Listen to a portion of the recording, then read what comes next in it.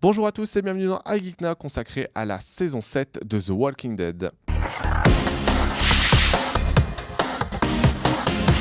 On se retrouve pour faire le bilan de la 7e saison de The Walking Dead qui vient de s'achever aux États-Unis sur AMC et en France sur OCS Choc. Je me trouve en compagnie de Morgane. Bonjour Morgane. Bonjour Sylvain. Tu es la big boss de l'agence de communication Minuit 12. Alors, c'est un peu un camoulox, hein. Tu viens de nous parler d'une série dont tu ne t'occupes pas du tout, Bah oui. on est d'accord, mais tu as vu la saison 7 et donc tu vas pouvoir donner un peu ton avis. Donc cette saison 7, elle s'est achevée dimanche soir aux États-Unis. Est-ce que tu peux un peu nous la résumer, on va dire parce que voilà, attention, hein, c'est full spoiler. Ah oui. Donc si vous n'avez pas vu la saison 7, vous pouvez arrêter la vidéo juste là, ou alors si vous n'avez pas vu, que vous voulez quand même tout savoir, vous pouvez rester. Est-ce que tu peux nous la résumer un tout petit peu, on va dire au moins le début de la saison 7, où est-ce qu'on reprenait exactement ? Eh bien, le tout premier épisode de la saison 7, on revient sur Negan qui donc s'apprêtait à sacrifier une personne du groupe de Rick. Et finalement, on saura que ce sont 2 personnes qui vont y passer. Voilà, donc on a eu... le premier épisode était ultra fort, très, très intense, très cruel aussi. J'ai pleuré, je dois l'avouer. Parce que du coup, le premier épisode, en plus, il met du temps, on va dire, à révéler les victimes de Negan. Ouais, tout à fait. Donc, on était en attente de ça. Et puis voilà, finalement, il y a un affrontement du coup qui nous est promis dès ce premier épisode. Et au dernier épisode, on l'attend toujours, cet affrontement. D'accord, alors je vois qu'effectivement tu as un regard un petit peu critique sur cette saison 7. Ah, j'adorais.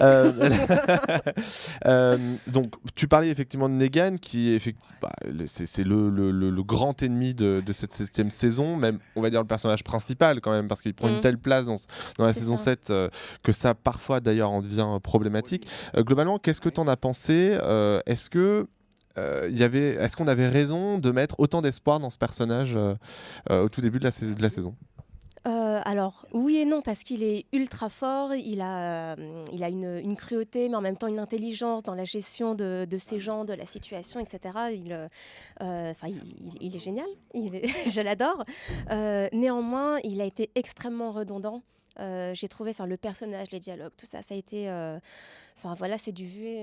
Il y a plusieurs scènes qu'on a revues, si tu veux. Entre le moment, par exemple, où il capture Daryl, et quand il va capturer Sacha, il va nous refaire la même. Voilà. D'accord. Bon, sachant que évidemment le personnage de Sacha, c'est le personnage de Holly dans le comics. Parce que du coup, le personnage de Sacha n'existe pas dans les comics. Et d'ailleurs, le personnage de Sacha fait partie intégrante de la fin de la saison 7. Mais bon, entre quand même le début de la saison 7 et la fin de la saison 7, il y a eu pas mal d'événements. Mais est-ce que... parce que moi, personnellement... Qui sont des non-événements. Qui sont des non-événements, voilà. Moi qui ai quand même suivi la saison 7, je me dis... en fait, on repart dans les travers de la série où il se passe quelque chose au début et un petit peu à la fin. Mais... j'ai pas l'impression que ça ait passionné tant de monde que ça en fait. Non, que ça ait donné envie. Rien n'a avancé au final entre le début et la fin de la saison. Oui, il y a des personnages qui sont morts, mais l'intrigue n'a pas du tout avancé. Il y a certains points qui étaient ultra intéressants qui n'ont pas été développés à mon sens. Certains personnages ultra forts qu'on adore qui sont passés complètement au second plan. Pour moi, Daryl, Carol, Maggie, on les voit pas assez. Ils sont pas du tout exploités. Voilà, pour laisser la place à d'autres personnages qui sont intéressants aussi. Sacha, par exemple, c'était super. Mais finalement, on reste quand même sur notre fin, je trouve. Donc voilà, parlons de la fin de la saison justement. Donc Sacha est en fait, on va dire, devient elle-même, enfin elle choisit elle-même de devenir un marcheur. C'est ça, un rôdeur, c'est ça en VF.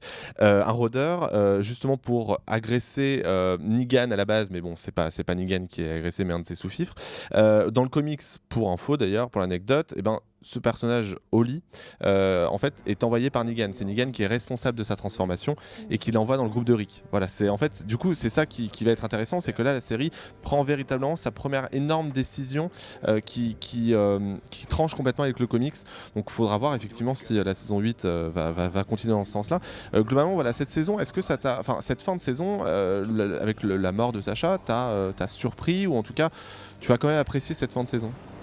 J'ai apprécié cette scène avec Sacha, effectivement, mais la toute fin de saison, absolument pas, puisque Rick va sortir exactement la même réplique que dans le premier épisode, où il promet à Negan qu'il va le tuer. Et il l'a toujours pas tué au bout de toujours pas. 18 épisodes. Peut-être pas aujourd'hui, peut-être pas demain, mais je vais te tuer.